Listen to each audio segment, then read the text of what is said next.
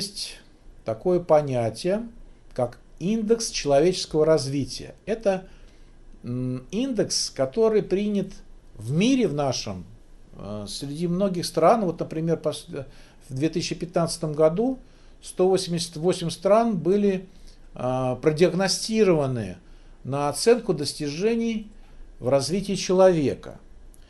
И данные на тот год были следующие, что первое место среди 188 стран заняла Норвегия, наша страна, Россия, занимала 49 место. Кстати, раньше занимала еще меньшие места, там 50 с лишним.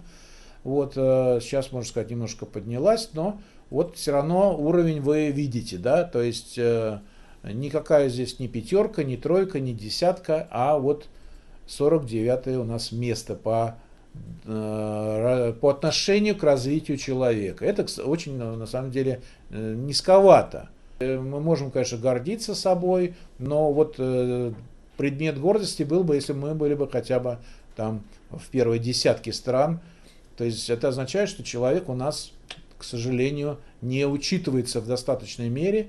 И одна из главных, как говорится, зон, где это происходит, это система образования.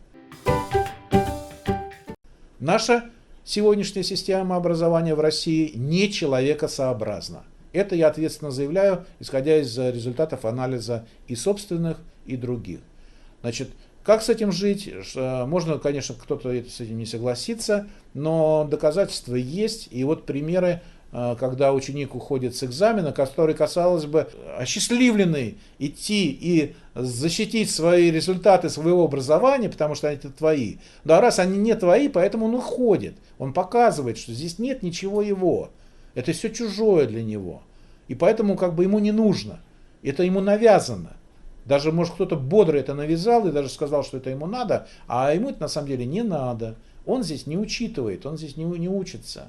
Поэтому как бы так продолжать дальше, нельзя это делать. Это не человекосообразно, еще раз повторяю, и не гуманно по отношению к людям. Вот, поэтому дети не должны уходить с экзаменов и школ, а сегодня так оно происходит. Более того, есть многие родители, которые забирают детей из школ, да, и даже государство признает эту проблему и позволяет ее решать. Оно говорит следующим образом родителям даже: вы можете забрать своих детей, обучать их в семейной школе или самостоятельно, как вы хотите, но просто будете прикреплены и к школе, и периодически будете проходить аттестацию, сдавать некоторые там, контрольные испытания проходить ваш ребенок будет. Он будет, как учтен, как гражданин нашей страны. Мы не можем совсем, так сказать, его бросить от образовательных задач. То есть государство свои функции все-таки пытается здесь сохранить. Но говорит так, что вот мы как бы расписываемся в том, что мы не всем умеем предоставить их возможности в школе нашей обычной. Поэтому забирайте, вы можете забрать ребенка и обучать его самостоятельно с помощью доступных вам средств и возможностей. Вот. Поэтому, конечно же, чем более, скажем так, бессмысленные нормы или требования будут предлагаться для школ, тем меньше детей и родителей будет в них оставаться. Как ни странно, как ни печально это звучит, но эта тенденция может увеличиться, если не будет принято соответствующих мер, в том числе по организации образования в стране.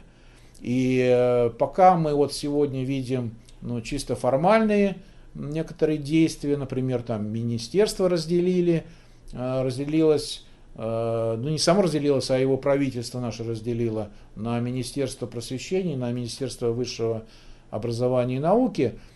Это как бы все, на наш взгляд, не имеет отношения на самом деле к образованию людей.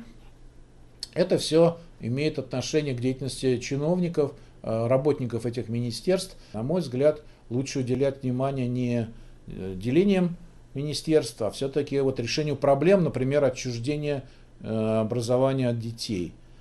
И проблема соотношения личностных смыслов, образовательных смыслов учащихся и смыслов, например, заложенных в едином государственном экзамене. Вот. Единый государственный экзамен очень долго и навязанно, как говорится, существует в нашем обществе. Отношение к нему до сих пор в значительной части негативное. Наверное, какие-то, конечно же, положительные позиции в едином экзамене существуют. Может быть, не те, которые, так сказать, называются, что там заменяют они два экзамена, так сказать, ничего там они не заменяют. Вот. Но негативных тенденций до сих пор много, и, наверное, правы те, кто, во-первых, считают, по крайней мере, необходимым добровольную функцию единого экзамена сделать, то есть не заставлять его выполнять всех, как бы, кто учится у нас в школах. Во-вторых, конечно, модифицировать систему определения, диагностирования результатов образования и включить в нее, в эту систему диагностики, кроме вот этих экзаменационных, как говорится, критериев, критерии востребованности самими учениками, родителями, социумом, может быть, обществом, значит, общественными учреждениями и так далее. То есть составить вот то, что мы назвали комплексным образовательным стандартом, и заказ на образование строить, исходя из всех групп заказчиков, а не только из их, значит, управленцев государственного уровня. И тогда, может быть, если эту программу мы построим, примем доктрину образования человека, тогда, может быть, начнется некоторые действия, и Россия переместится с 49-го места на более высокий по индексу человеческого развития. Оксана пишет, что в американских школах дети сами выбирают, какие предметы учить, и ходят на уроки, которые им интересны. Как вы к этому относитесь? Ну, во-первых, не только в американских школах есть возможность выбора предметов, есть это и в российских школах, может быть, не во всех, может быть, не так много этого выбора, но это есть такая возможность. Хотя, конечно же, скорее всего, она меньше и по времени, и по возможностям, нет такой традиции, как вот в тех же самых Штатах. То, что ученики могут ходить на уроки, которые им интересны, конечно же, рейтингование уроков с помощью посещения, например, свободного посещения или свободного непосещения, здесь тоже есть нюансы, я отношусь нормально к такому явлению, к возможности выбора. Но есть ключевая проблема проектирования образования. Она звучит так. Одна из ключевых проблем. Это что задать, нужно задать без выбора, а что дать на выбор. Вот этот вопрос даже на разном этапе развития школы должен решаться по-разному. Из нашего опыта проектирования образования и реализации следующий, как говорится, результат получился эффективным, что на начальном этапе задается больше, чем потом. Но как только мы выстраиваем, учим человека, детей, учителей выбирать, делать это осознанно, применять для этого инструментарий, тогда их выбор становится более осмысленным.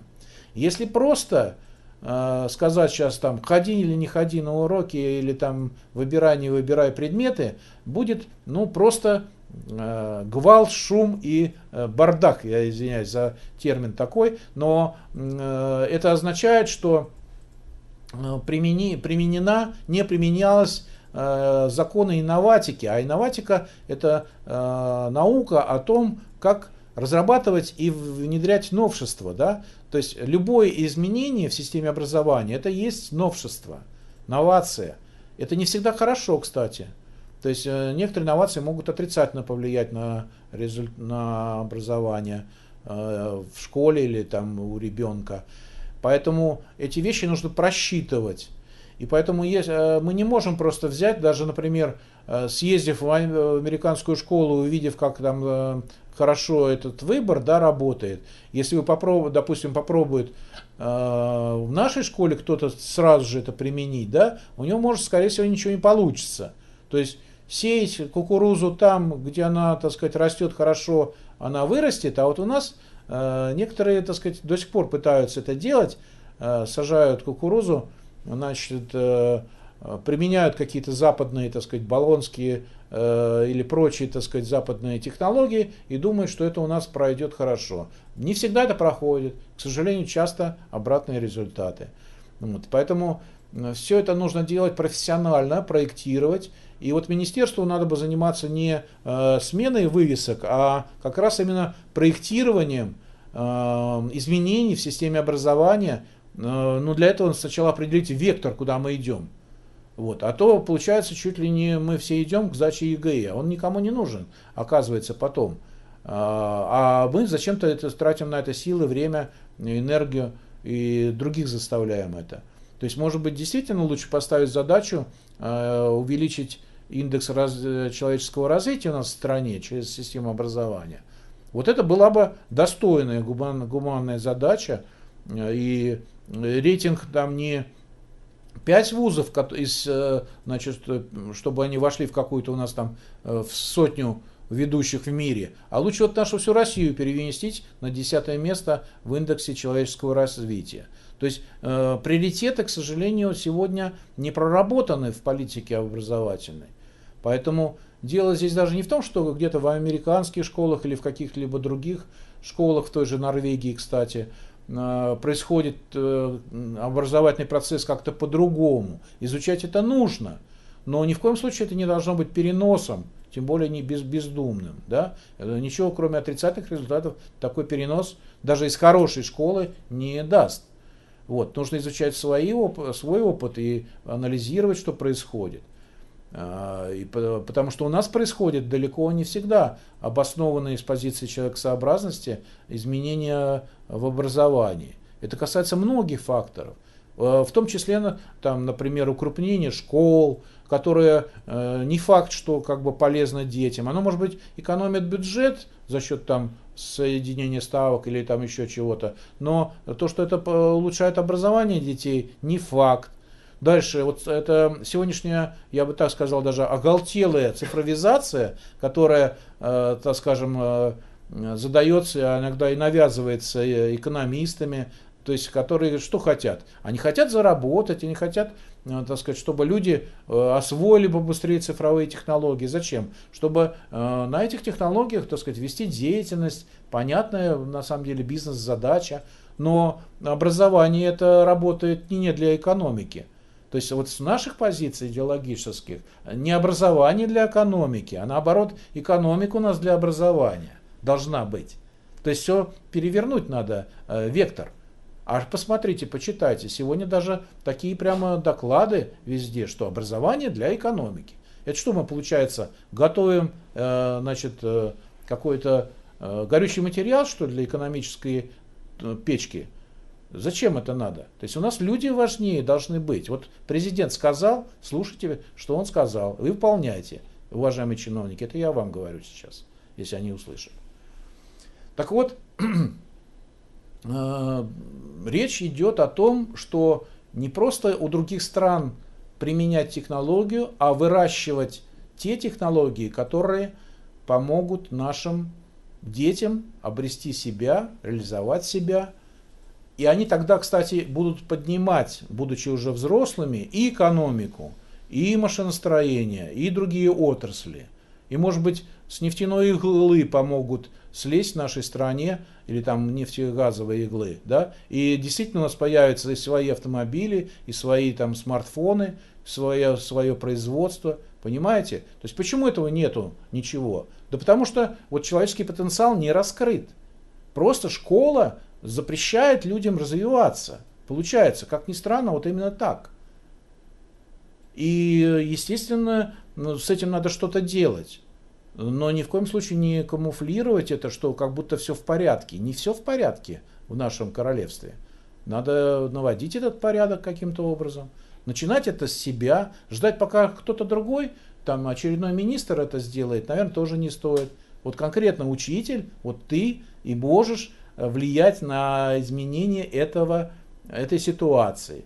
Поэтому дай своим детям, своим ученикам возможность поставить цель достичь ее на твоих уроках с твоей помощью, с твоим предметом. Дай им возможность увидеть свой личностный смысл в том, чем ты с ними занимаешься, проявить себя в этом смысле.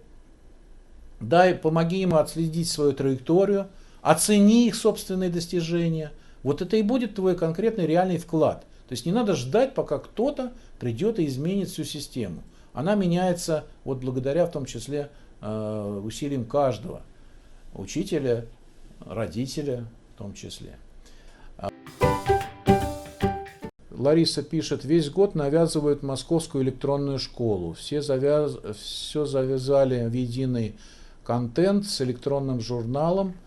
Представляют это все на всех уровнях как невероятное улучшение качества и эффективности обучения. Объемы работы у учителя не уменьшились, а выросли в несколько раз. А дети говорят, что эти мультики надоели и в их гаджетах. Давайте лучше поговорим с вами. Ну, конечно же, электронная школа с ее разновидностями, московская электронная школа, российская электронная школа, это примеры новшеств, которые, ну, скажем так, да, действительно, чересчур, скажем так, резко хотят внести изменения в наше общество. Можно понять организаторов этих процессов, они имеют доступ к бюджету, у них есть деньги на то, чтобы это все делать, они хотят представить это действительно еще более мощно, чтобы еще больше средств на это запрашивать и тратить. Да? То есть, на самом деле, на мой взгляд, это чисто экономические и управленческие задачи. В них есть и другие задачи, конечно же, людям, хотят они или не хотят, придется увеличивать количество цифр в своей жизни. Цифровизация уже идет, и она будет. Но все должно быть в меру. Инновации, которые есть сегодня, вот то, что, по крайней мере, мне известно с Московской электронной школой, конечно же, они не соответствуют ни человекосообразности образования, и ни, я бы сказал, вообще грамотному подходу к проектированию инноваций, которые называется Московская электронная школа. То есть там, ну, например, когда качество учителя оценивается по числу скачивания его презентации, это, конечно, не имеет никакого отношения ни к детям, ни к их образованию. Понимаете? А получается приоритет или, допустим, поддержка, в том числе и финансирование, финансовая оплата работы учителя, зависит от того, сколько других учителей скачали его презентацию. Во-первых, учитель на самом деле это не всегда грамотный презентатор, да? То есть это не его даже может быть задача основная. У него вот с нашей позиции задача не закачивать, так сказать, куда-то свои разработки, а помогать детям реализовать себя на своих уроках.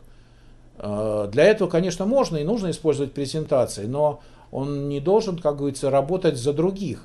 То есть это не его задача туда все это закачивать, понимаете? Вот. И если кто-либо, управленцы, они хотят, чтобы чужими руками вот этих вот педагогов решались их цели, ну тогда, получается, они на самом деле отвлекают учителей от детей, да? То есть от настоящей их работы, и заставляют их делать не то, чего надо. Также то же самое с отчетами, которые, так сказать, превышают необходимые нормы. И, естественно, это не человекосообразный управленческий подход. Он должен быть изменен. И его изменят тогда, те, кто его применяет, когда им об этом будет сказано, доказано, в том числе и теми, кому они предлагают навязывают эту систему отчетов ненужных для образования детей никак, или, допустим, электронную школу. Я не хочу, чтобы мои слова воспринимались как такого ретрограда, так сказать. Я, наоборот, всегда был и остаюсь новатором. Более того, если вы посмотрите на те идеи, которые мы сегодня рассматривали в занятии, то есть по человекосообразности, по личностной ориентации, это настолько принципиально новые действительно задачи и цели и идеи, что никакая там московская электронная школа здесь и близко не стояла, понимаете? То есть я действительно занимаюсь много лет инновационной деятельностью. У меня есть учебник «Педагогическая инноватика», я разработал эту область деятельности. Поэтому как бы я не против инноваций и даже необходимости электронного, так сказать, освоения, электронных, так сказать, новшеств. Но то, что делается и то, что я вижу, это непрофессионально зачастую и безграмотно и с научной точки зрения, и с точки зрения организационной. То есть и я вижу в этом какую-то вот, ну, не знаю, причину совершенно иную, чем улучшение качества образования конкретных детей.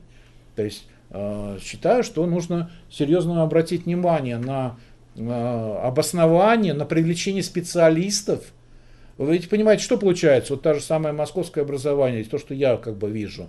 Вот разрабатывается сейчас концепция там 20-х годов, да, образовательная. Для этого привлекаются кто? Директора школ.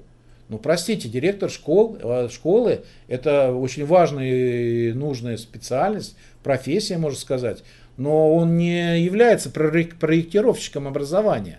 Он может быть экспертом, он может подсказать нужные и важные вещи, но он же не проектировщик. Зачем директоров заставлять проектировать образование региона? Это неверная позиция. То есть это не те профессионалы, видимо, тут что-то перепутано.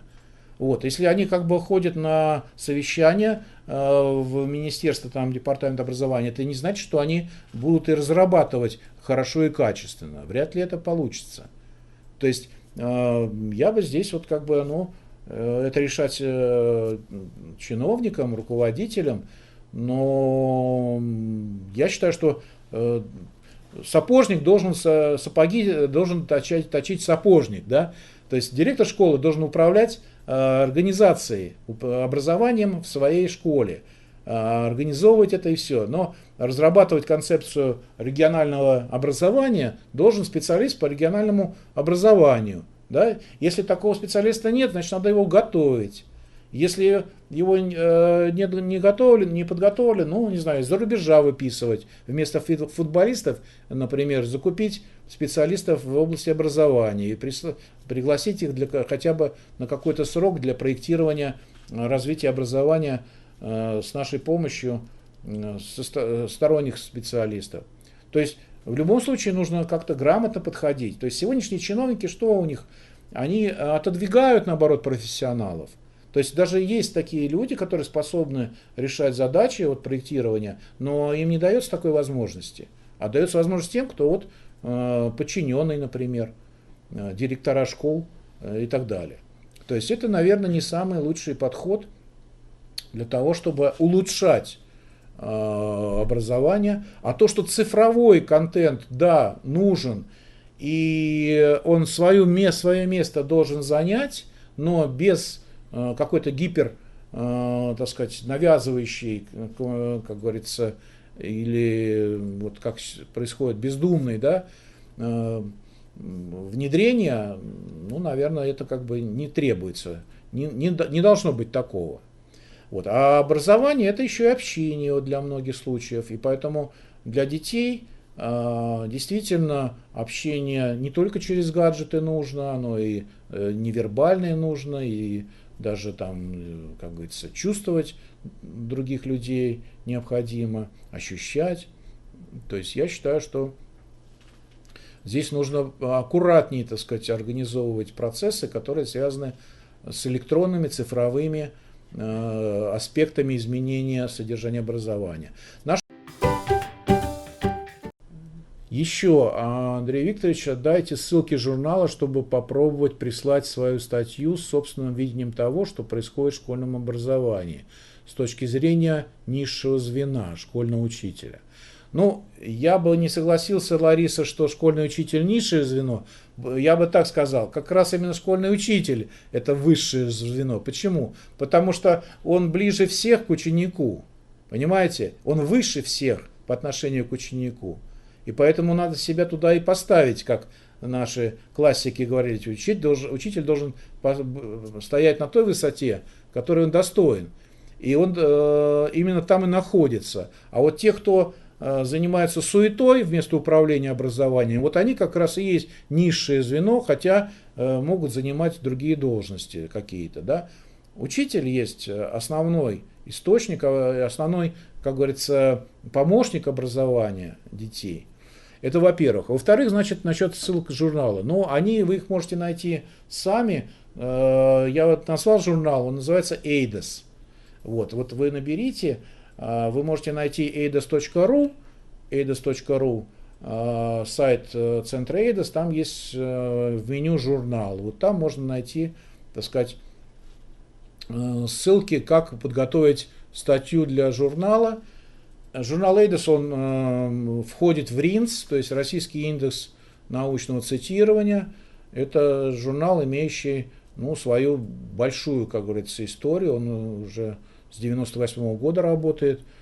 Вот. А другой журнал — это Вестник Института образования человека. Вот того института, который я представляю. И вот ссылка на институтский сайт, она есть практически на каждом слайде нашей презентации. Это eidasinstituta.ru. Вот туда нажмете, вы там найдете тоже слово «журнал» в меню, и там увидите другой журнал. Отличается Вестник от журнала EIDAS, пожалуй, что институт более глубинные проблемы, научные отчасти рассматривает, хотя и учительские статьи там есть, и аналитические. Например, учителя наших школ экспериментальных туда статьи иногда публикуют именно в Вестнике нашего института, а более практические и прикладные в журнал EIDAS отсылаются. И, конечно же, видение очень важно, и критическое, и конструктивное, потому что чем мы, как говорится, больше будем все-таки понимать, что происходит, и предлагать грамотные решения. Кстати, хорошие чиновники на самом деле не прочь применить хорошие решения, если им будут они даны. То есть у нас грамотные управленцы, которые способны видеть, понимать процесс, и им выгодно даже иногда использовать именно более эффективные средства. Да?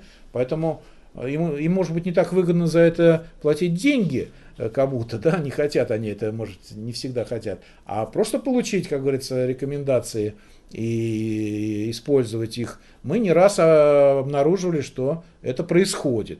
И даже скажем, обращение в министерство. Я, когда был министр наш новый назначен, нынешний, написал ему 10 пожеланий. И я, хотя прямого ответа не получил от нее, но увидел, что с течением времени из 10 6 пунктов оказываются выполнены. Значит, так или иначе происходит некоторое какое-то влияние. То есть я к тому, что если разумные подходы мы аналитические формулируем, они помогают нам. И управление, может быть, происходит не так явно, как говорится, через приказы, но через обратную связь с теми профессионалами, которые знают, понимают, что происходит.